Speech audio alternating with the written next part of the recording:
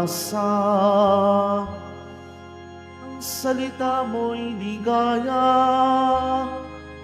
pag-asa ko sa tuwina.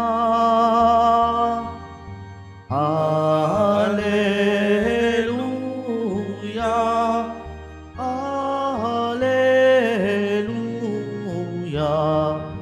Alleluia, Alleluia.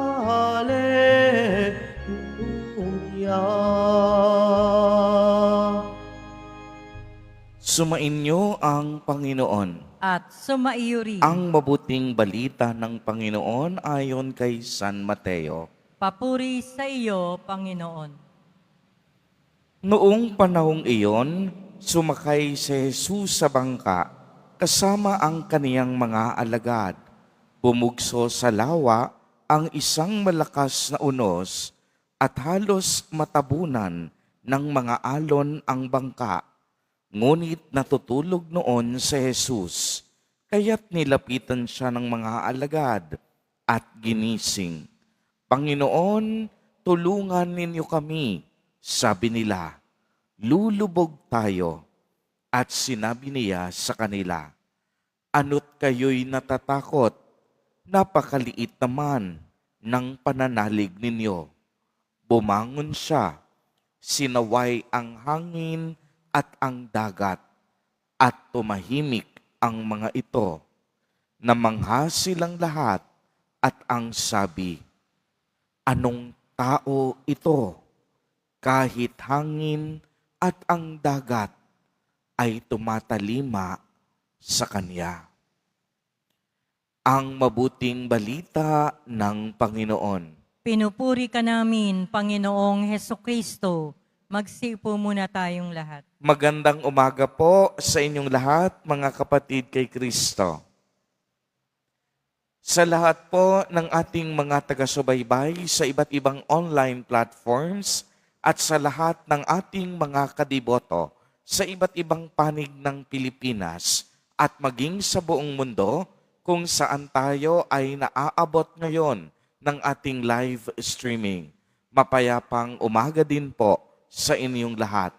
Purihin at dakilain natin ang ating Panginoon, ang mahal na poong Jesus Nazareno. Mga kapatid kay Kristo at mga kadiboto, malugod po namin kayong tinatanggap sa Basilica Minor at Pambansang Dambana ni Jesus Nazareno. Dala po ng matinding pagkatakot, walang nagawa ang mga apostol kung hindi ang mapasigaw, Panginoon, lulubog po tayo. Nakalimutan nila, nakasama nila ang banal at makapangyarihang Diyos. Nakalimutan nila, nakasama nila ang manunubos. Ano pat pagkagising ni Jesus ay inutusan niyang tumahimik ang hangin at dagat at sumunod ang mga ito. Pagdakay sinabi ni Jesus, napakaliit ng inyong pananalig. Kaya naman, laking gulat ng mga apostol at kanilang nasabi, anong tao ito? Kahit ang hangin at ang dagat ay tumatalima sa kanya. Mga kapatid kay Kristo, sino nga po sa atin ang hindi matatakot sa matitinding pagsubok at unos ng buhay? Sa mga sandaling tayo ay sinusubok ng panahon at pagkakataon. Minsan, nawawala po ang ating atensyon sa presensya ng Diyos. Minsan kasi, mas nakatutok tayo sa laki ng problema kaysa sa ating Panginoon. Sa araw na ito, inaanyayahan tayo ni Jesus na hindi lang basta magtiwala, kung hindi manalig sa Kanya. hindi lang basta maniwala, kung hindi umasa ng lubos sa Kaniya.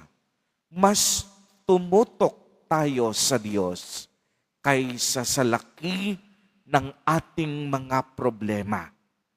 Uulitin ko po, mas tumutok tayo sa Diyos kaysa sa laki o bigat ng ating problema. Ang problema po, mauubos at matatapos yan. Pero ang Diyos, siya ay walang hanggan. Siya ay magpakailanman. Maaaring maraming pagkakataon sa ating buhay na ang tingin minsan natin ay natutulog ang Diyos at wala siyang pakialam sa ating mga pinagdadaanan. Kapag dumating ang mga sandaling iyon, magnilay tayong mabuti. Baka kasi gising na gising ang ating diwa, subalit tulog naman ang ating pananampalataya. Di po ba't ganito ang naging karanasan ng mga apostol sa Ebanghelyo?